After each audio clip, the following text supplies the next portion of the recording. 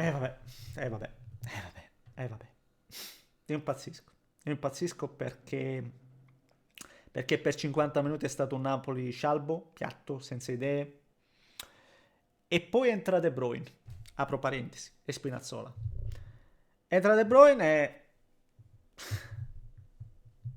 passaggi sulla testa dei giocatori,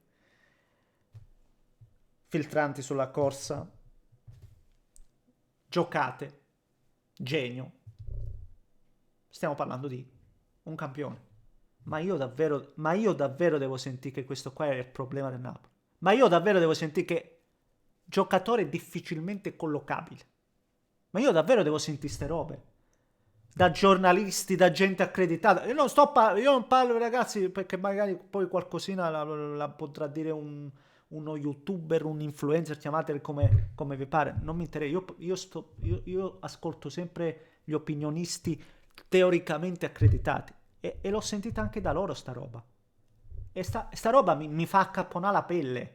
Mi fa accapponare la pelle. No, è un problema perché Napoli perché con Conte ci sono degli equilibri e sai De Bruyne bisogna difficilmente De Bruyne. De Bruyne. De Bruyne. Da quando i campioni in una squadra sono un problema? Cioè, io davvero, e lo ribadisco, io ste robe, ma davvero, solo nel nostro paese possiamo sentirle. È una roba incredibile. Oggi ci ha tenuto addirittura a ridicolizzarle perché davvero la partita è cambiata da così a così. E è un Napoli che poi ha alzato i giri del motore e si è andata a prendere una partita che si era complicata, che si era assolutamente messa in salita e lo ha fatto, ribadisco, con giocatori e con gente poi di qualità, perché al netto di quello che può dire Conte, all'ultimo giorno di mercato sono state andate a prendere giocatori come Holiund, al primo giorno di mercato ti arriva gente come De Bruyne, cioè Napoli è una squadra che poi ha questi colpi grazie ai giocatori che un certo De Laurentiis ha portato in rosa. Ma a me quello che mi infastidisce è che ne dobbiamo parlare. Cioè, che noi dobbiamo stare qui ancora a parlare di De Bruyne, che quasi non lo conosciamo. Cioè, sta roba è da manicomio. Ma veramente, credete, ne parliamo. E come se lo facciamo prima, come al solito, vi invito a lasciare un like, a spolliciare per questo dannatissimo algoritmo. Se volete iscrivetevi per seguire i prossimi contenuti. E non ve lo ricordo neanche che staremo qui nel post partita anche di Juventus Milan.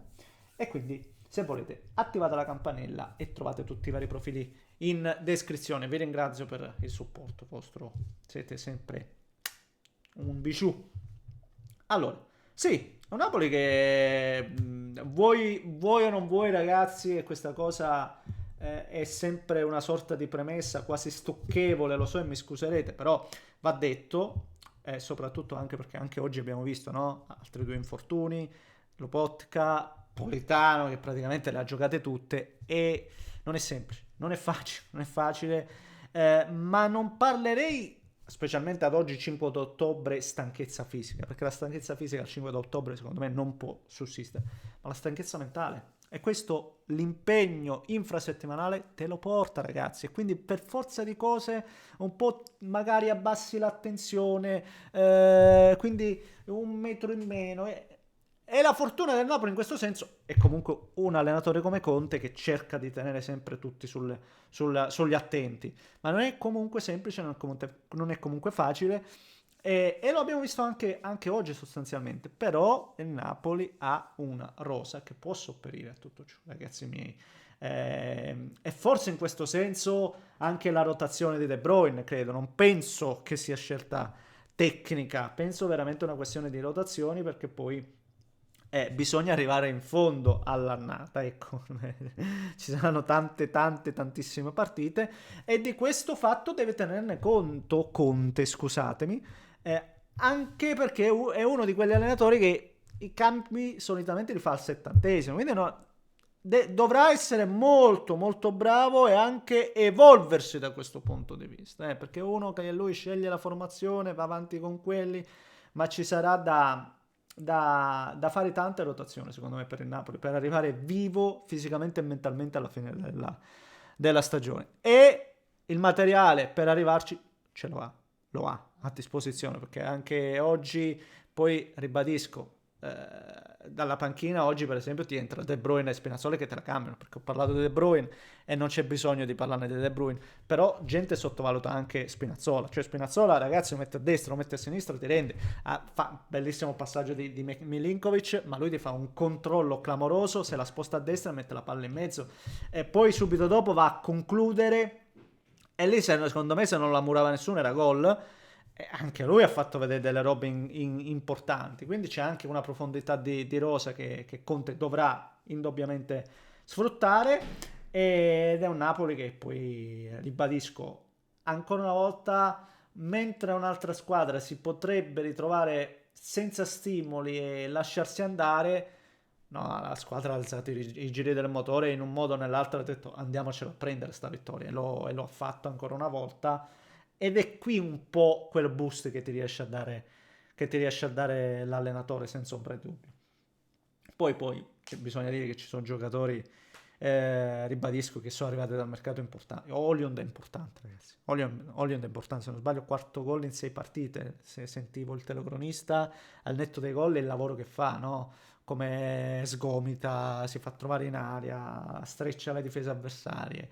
Giocatore è un combattente come piace allo stesso Conte, e poi è un giocatore che fa gol, cioè, prima del gol c'era stato il gol annullato, lui lo fa, cioè li fa i gol, poi i gol che contano, i gol pesanti, quindi è molto molto molto importante. Oggi però non è stata semplice, non è stata semplice perché dietro il Napoli continua a ballare, sappiamo che le squadre di Conte sono solidissime, ancora questa solidità non c'è per un motivo anche in questo caso molto, molto semplice.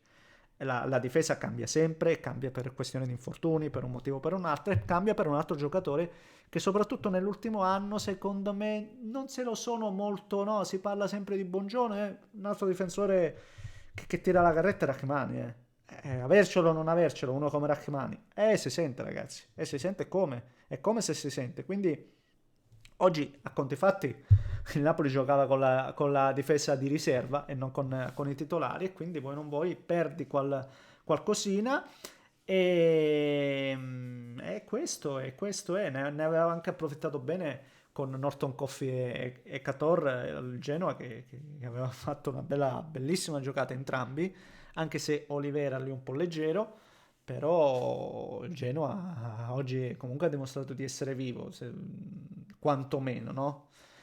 E va bene, signori miei, va bene, sono andato un po' lungo perché mi sono un po' ingrippato sulla... Non lungo, no, ci ho messo un po' di tempo a registrare perché non sapevo come porre l'accento su De Bruyne, perché ribadisco, ne ho sentite troppe su sto ragazzo, e la cosa mi fa da un lato ridere, ma dall'altro anche un po', no? Un po' così, un po' avvilire, diciamo così.